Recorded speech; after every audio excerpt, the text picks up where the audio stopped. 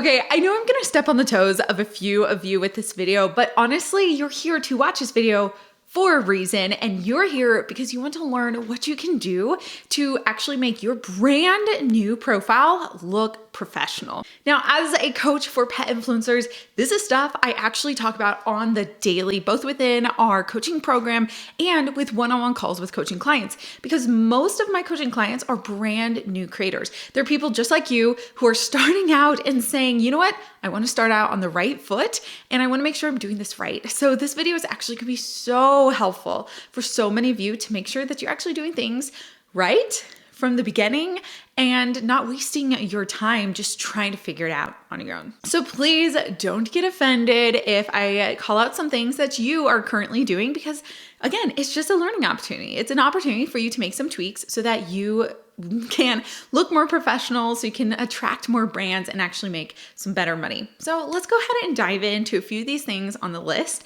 that I literally talk about to my coaching clients on the daily about how to make your profile look so much more professional. Number one, your profile picture probably looks like crap.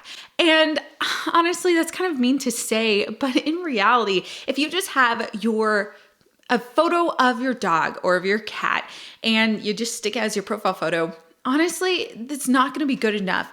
Now, I always recommend choosing some sort of branding color or color palette for your Instagram or for your YouTube channel or whatever. But when you think about this, I want you to think about it can be literally as simple as going into Canva or Photo Room or an app like that and removing the background from just a good, well-lit photo of your pet and choosing a color for the background. Now, that's the most basic way. A lot of people go onto Fiverr and get a vectored photo of their pet, which is a really great idea. At first, it could cost you like $5. But there's just better ways than just getting a random photo of your dog or cat and making that your profile photo, because almost all of the time, it just does not look professional. Number two, your bio probably is really bad. I could almost say this is a daily conversation I have with clients. Your bio needs to be straight to the point, and it's just not. It's just not to the point. And most people build their biography, again, say on Instagram, and they base it off of just what someone else is doing. Like they may be following tons of other small accounts and just assume that what someone else is doing is what you should do. But really, you actually need to be strategic. So in your bio, right up front, you need to say what the purpose of your channel is. It could be fun, entertaining, cute videos of a dog. Now, that was a little bit long for what I'd recommend for a bio, but something really quick and to the point as to what your channel is actually about. And of course, introducing your pet, describing the breed of your dog, and you always want to be including your email or some sort of contact link, whether in your link in bio or something, so that people can get a hold of you. When I mean people, again, I mean brand opportunities, affiliate opportunities, and whatnot. From there, another thing you really need to consider is the fact that you are not being consistent with what you're putting on your reel content. So reels are the short form content video for meta platforms, right? For Facebook and Instagram. And what I notice so many times with brand new creators is they're experimenting like crazy, which experimentation is important and that's good, especially if you're totally brand new with content creating. But what I tend to see 15, 30, 50 reels in is still an inconsistency. And what I mean inconsistency is your descriptions on your videos, your on-screen text, the type of style of video content is just kind of scattered and all over the place. You need to build consistency really within about 30 videos.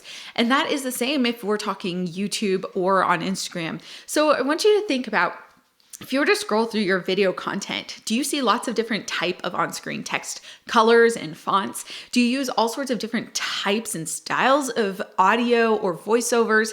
You want to find some sort of consistency, because if someone's going to click follow on your account, when they see a video of yours come up on their feed or on their timeline, you want them to recognize you. You want them to be able to know that that is your video, your channel. And if you're just literally throwing out videos with totally different styles, totally different on-screen text and audios and very, very different styles of videos, because you're just kind of doing what everyone else is doing or doing whatever the latest viral thing is, people aren't going to recognize your content, and that will decrease your engagement rate. And if you follow this account and you watch my videos, you know that I talk a ton about engagement rate. It is so important, and this ties right into that. From there, another really important thing to really improve the professionalism of your Instagram account is to be active. And this is hard, especially if you don't want to be posting every single day. I don't post every single day, but the easiest thing that you can do is share your stories. So you literally, with stories, you don't have to worry about editing videos. You don't have to worry about anything fancy. You literally maybe once a day can go in and share other pet influencers' content. You can literally just find a photo of your pet and just post on there with some cute caption. Anything to stay consistent, stay relevant, and be posting every single day. And I know, again, that's hard for some people, but in reality, you could be sitting on the toilet and just go and share. Here's a photo, boom, done. And have that done within under 2 minutes. So it's not that huge of a commitment, but you do always want to have like story posts on there, or always have had posted a video within about 3 to 4 days. Now, another thing that actually significantly helps you as a brand new creator to help you appear more professional is connecting with other new pet influencers. Now, there's something that actually goes with this that I recommend not doing. So one thing that I noticed with so many of my coaching clients is that they circle themselves around many other brand new pet influencers. That can actually sound good, right? That can sound good. Like you're surrounding yourself with like-minded people going through the same journey at the same point of time with you. But what I mean is if those are the people that you are starting to base your content off of, that you are creating videos and reels off of, then actually you're going to look like a new creator. And looking like a new creator is not going to help you out.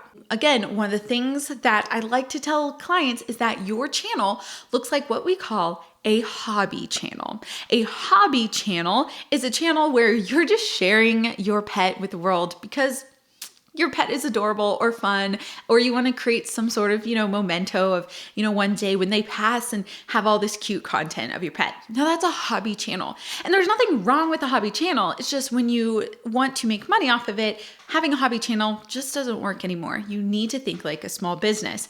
And when you switch from a hobby channel to a business channel, things really change and you really shouldn't be looking like everyone else. So instead, the easiest thing that you can do is, yes, share in stories your other friends that you've met on Instagram or whatever, but follow larger accounts.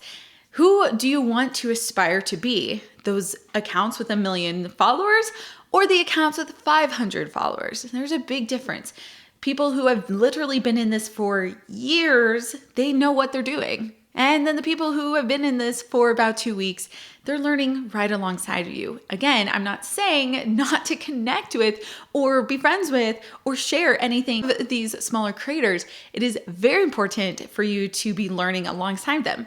But what I'm saying is if you're going to base your content off of what they are doing, you're not going to look like a large creator. And then another thing that is a great tip that'll help you along the way so that you can get some paid brand deals really early is to actually start tagging brands in your content. A lot of times these small brands will then share your post or your story onto their stories, or they'll ask to share your photo onto their channel. And it just increases your exposure so much. So this is a huge way as a new creator to really get your foot in the door. And I just see so many people not doing this just because they're scared to tag a brand or something like that. But in reality, this is a game and this is a business, and this is not just a for fun thing anymore if you are really wanting to make money out of this. There still are so many things that you can learn and you can implement as a brand new pet influencer. So with that said, I encourage you to go in the description down below, get your free ebook where I go over the 8 secrets that people just aren't telling you as a new influencer, and you'll get access to a 2-day course. This is going to help you significantly to almost like fill in some of the blanks that we didn't get to on this video. As always, let's chat down in the comments, and I will see you in the next video.